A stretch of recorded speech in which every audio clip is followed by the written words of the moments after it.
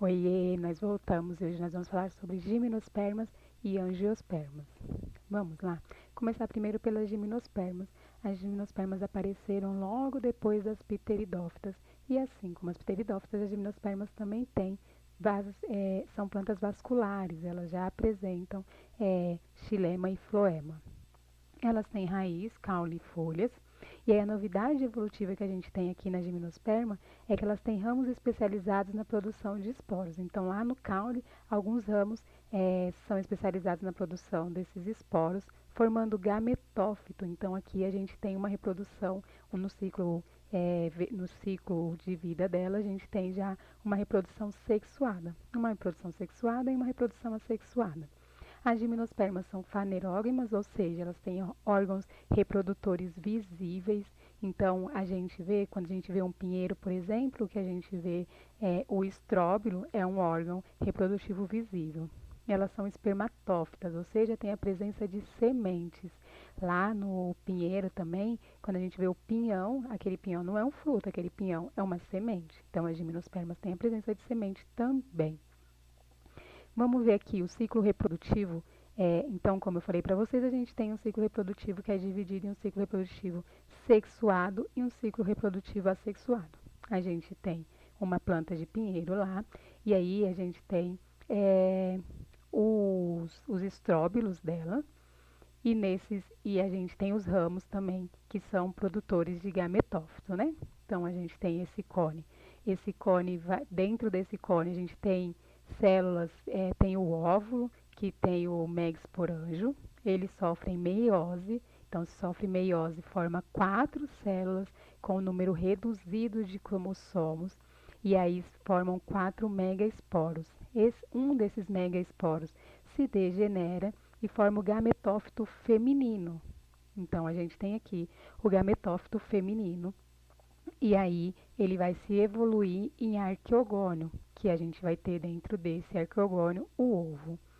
Já os cones polínicos, eles vão formar microesporângio, que vão continuar se dividindo por mitose, e aí quando sofrer meiose, vai formar 4 microesporos. Esses microesporos vão se diferenciar em pólen, que é a célula generativa que a gente tem das gimnospermas. Essa célula vai se dividir em duas, então ela vai formar uma célula espermatogênica e o tubo polínico. Aqui também vai se formar os espermas, e aí ela vai se encontrar com o óvulo, esses espermas vão se encontrar com o óvulo, e aí quando a gente tem a junção de gametas femininos e masculinos, a gente tem uma reprodução sexuada. E é aqui nesse momento que ocorre a fertilização. Essa fertilização forma um zigoto, esse zigoto se desenvolve em um embrião.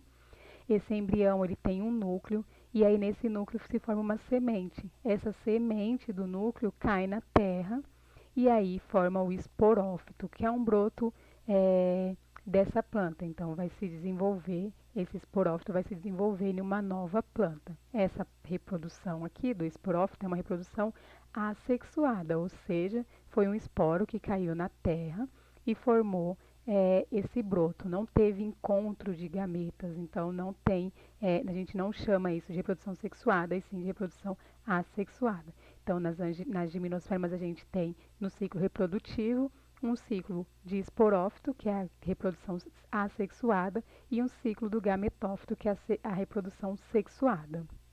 Aqui eu coloquei para vocês só como exemplo mesmo, então como os exemplos que a gente mais tem de gimnospermas são os pinheiros.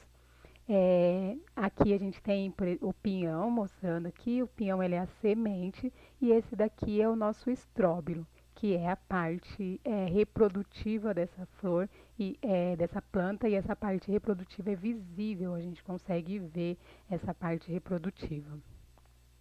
Aí a gente tem então as angiospermas. As angiospermas são antofitas, ou seja, elas têm a presença de flores. Então, aqui nas angiospermas a gente já começa a ter então a presença de flores.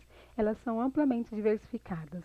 A gente tem diversas angiospermas e aí essa diversificação ela é explicada porque elas têm vasos condutores, esse sistema de vasos condutores do xilema e floema. extremamente eficientes e também tem a presença de flores e frutos. Então, isso explica porque elas são tão diversificadas assim. As angiospermas são 70% do número de espécies de plantas que a gente conhece. Elas são disseminadas pelas regiões tropicais e temperadas. E as flores nada mais são do que folhas modificadas. Então, as folhas se modificaram e se especializaram para a reprodução sexuada. Então, aqui nas angiospermas que a gente tem a presença de flor, essa flor é uma adaptação de folhas, é uma especialização de folhas. Já que a gente está falando de flor, vamos falar então das partes de uma flor. A gente tem o pendúculo, que é exatamente onde a flor vai se ligar na planta. A gente tem a sépala, e a sépala tem a função de segurar as sépalas, e as sépalas têm a função de segurar as pétalas. E aí essas pétalas aqui, elas normalmente elas são coloridas, vistosas e cheirosas, que é para atrair os polinizadores. A gente tem aqui o estigma, o estilete e o ovário, que é a parte feminina da flor. Então, a flor tem a parte feminina e a parte masculina. A parte feminina é formada por estigma, estilete e ovário. O estigma mais o estilete a gente chama de carpelo e o conjunto de carpelo a gente chama de pistilo. Já na parte feminina, a gente tem o tubo polínico, a antera e o filete. Filete mais antera a gente chama de estame. E o tubo polínico, e junto com o filete que é a antera, forma a parte masculina. A parte feminina da flor a gente chama de gineceu. E a parte masculina da flor a gente chama de androceu. Então, androceu, parte masculina, gineceu, parte feminina. Parte feminina formada por estigma, estilete e ovário. Estigma mais estilete, o conjunto de estigmas mais estilete a gente chama de pistilo. Antera, filete, tubo polínico é o nosso androceu. Filete mais antera a gente chama de estame. Eu estou falando esses nomes porque muitas vezes você não encontra filete e antera, você encontra estame, muitas vezes você não encontra estigma e estilete, você encontra pistilo. Então é importante vocês saberem esse nome, principalmente quando vocês forem ler sobre isso. E aí aqui a gente tem o tubo polínico. Então é aqui no tubo polínico que o grão de pólen entra, passa por todo o tubo polínico e aí faz a fecundação lá no ovário. Encontra o óvulo lá dentro do ovário, né? O ovário ele guarda o óvulo e aí o tubo polínico encontra esse óvulo e ocorre a fecundação lá dentro do ovário, da flor.